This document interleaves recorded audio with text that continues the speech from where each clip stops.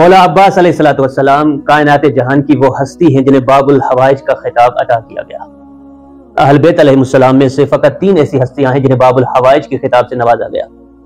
معصوم اماموں میں سے امام موسیٰ کاظم باب الحوائج ہے، کربلا کے شہداء میں سے سرکار ابو الفضل عباس اور شہزادہ علی اصغر، کربلا کا ننھا مجاہد، یہ 3 وہ ہستیاں ہیں جنہیں باب الحوائج کہا جاتا ہے۔ حالانکہ 4 معصومین سب کے سب باب الحوائج ہیں، لیکن بطور خاص جن ہستیوں کو باب الحوائج کے خطاب سے نوازا گیا وہ 3 ہستیاں، اور باب الحوائج کا خطاب کوئی معمولی خطاب نہیں سامعین۔ باب کہا جاتا ہے عربی میں دروازے کو، مدخل کو، اور حوائج جس کی انسان کو ضرورت ہو، احتیاج ہو، یعنی جہاں سے انسان کی حوائج، حاجتیں، مشکلات برطرف ہوتی ہوں، اسے باب الحوائج کہا جاتا ہے۔ علماء نقل کرتے ہیں کہ نجف اشرف کا ایک عالم دین کسی مشکل میں گرفتار ہوتا ہے، اس کی مشکل کہیں سے حل نہیں ہو رہی تھی، اس نے نظر کی، جمکران جا کر 40 راتوں کا اس نے وظیفہ کیا امام زمانہ سے استغاثہ کرتے ہوئے کہ مولا میری مشکل کو حل کرے، آپ وقت کے امام ہیں، حجت خدا ہے۔ 40 دن جب مکمل ہوتے ہیں اور اس کی مشکل برطرف نہیں ہوتی تو دل شکستہ ہو کر آدھی رات کو نماز تہجد کے ٹائم اپنے وقت کے امام سے استغاثہ کرتے ہوئے کہتا ہے مولا آپ میرے وقت کے امام ہیں، آپ حجت خدا ہیں، آپ کا در چھوڑ کر میں کس کے پاس جاؤں، میری مشکل کشائی کون کرے گا؟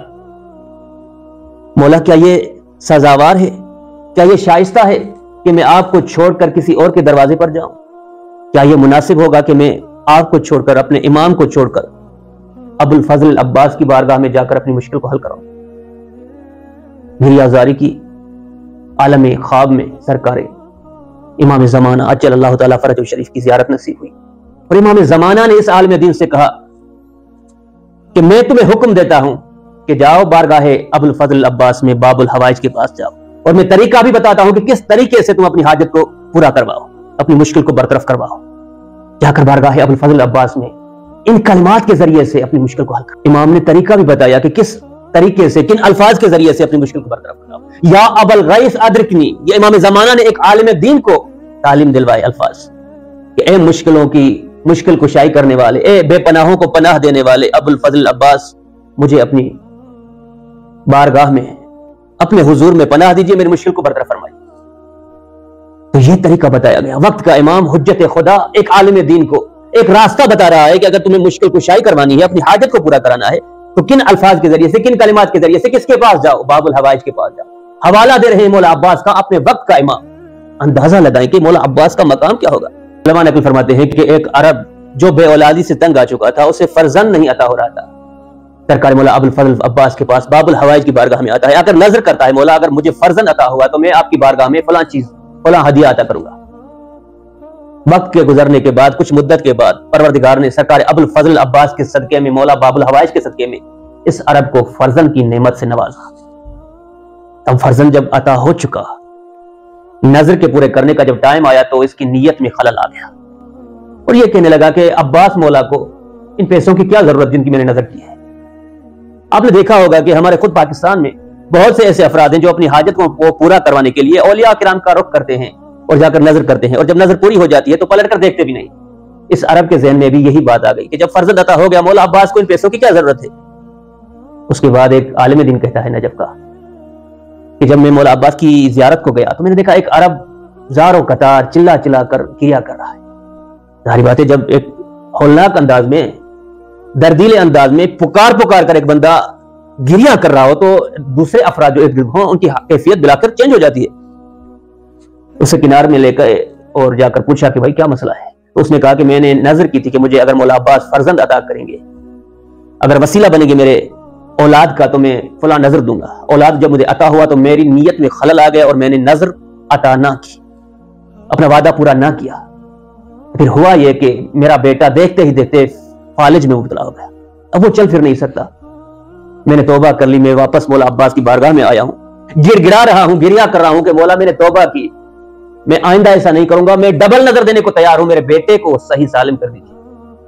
آپ اندازہ لگائیں سامعین، یہ وہ ہستی ہے باب الحوائج، پاکن حاجتوں کا دروازہ ہے۔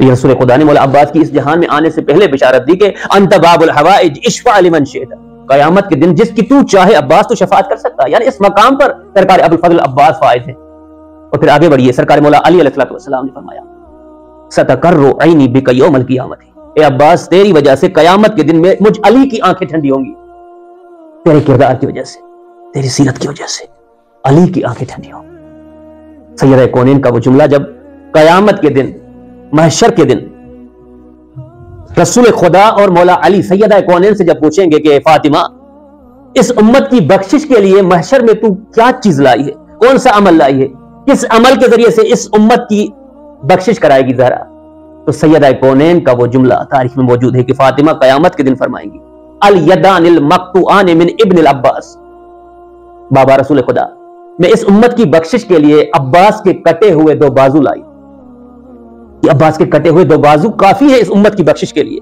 اندازہ لگائیں مقام حضرت عباس کا کہ عباس کس مقام و منزلت پر فائز ہے۔ مولا حسین کا وہ جملہ کربلا کے میدان میں، ارکب بنفسی، میری جان تم پہ قربان ہو جائے عباس، جاؤ جا کر دشمن سے پوچھو کہ کیا ارادہ رکھتے ہیں۔ یہ مولا حسین کا، حجت خدا کا، معصوم امام کا عباس کے لیے یہ جملہ کہ میری جان تجھ پر فدا ہو۔ کائنات عالم جس کی نالین پر صدقہ ہو جائیں اسے معصوم کہا جاتا ہے، اسے حجت خدا کہا جاتا ہے، اسے حسین کہا جاتا ہے۔ وہی حسین اگر کسی ہستی کے لیے کہے کہ عباس میری جان، میرا نفس، میرا جوہر تم پر قربان ہو جائے، اس ہستی کو عباس کہا جاتا ہے۔ عباس مولا کا مقام کوئی کم مقام نہیں سامعین۔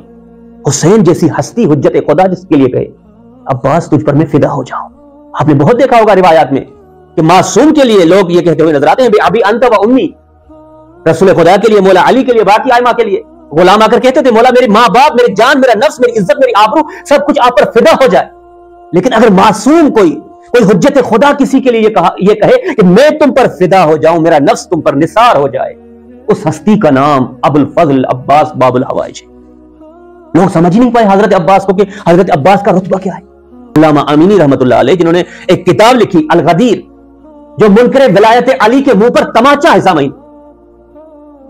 علامہ امینی جب اس جہان میں ان کے آخری ایام چل رہے تھے، بستر بیماری پہ لیٹے ہوئے تھے علامہ امینی، ایک شخص آتا ہے ملاقات کرنے کے لیے، احوال پرسی کرنے کے لیے، دوران گفتگو وہ شخص کہتا ہے کہ علامہ ایک سوال مجھے آپ سے کرنا ہے۔ وہ سوال یہ ہے کہ اگر میں عباس مولا کو نہ مانوں، ان کی جانب عقیدہ نہ رکھوں، تو میرے ایمان پر کیا فرق پڑے گا؟ کیونکہ عباس امام تو نہیں، حجت خدا تو نہیں، اگر میں عباس کو نہ مانوں، ان کی نسبت عقیدہ نہ رکھوں، تو میرے ایمان پر کیا آنچ آئے گی؟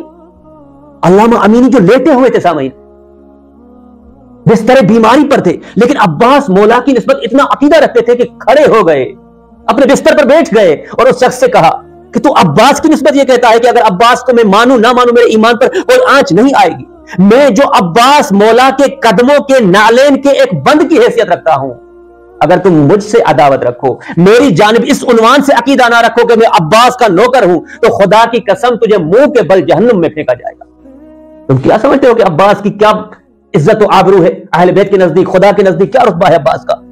عباس کا بہت بلند رتبہ ہے کہ علامہ امینی جیسی ہستی جن کے لیے یہ کہے کہ میں عباس کے نالین کا ایک بند ہوں، عباس کی جتی کا ایک بند ہوں۔ آپ کیا سمجھتے ہیں کہ مولا عباس کا کیا مقام ہے؟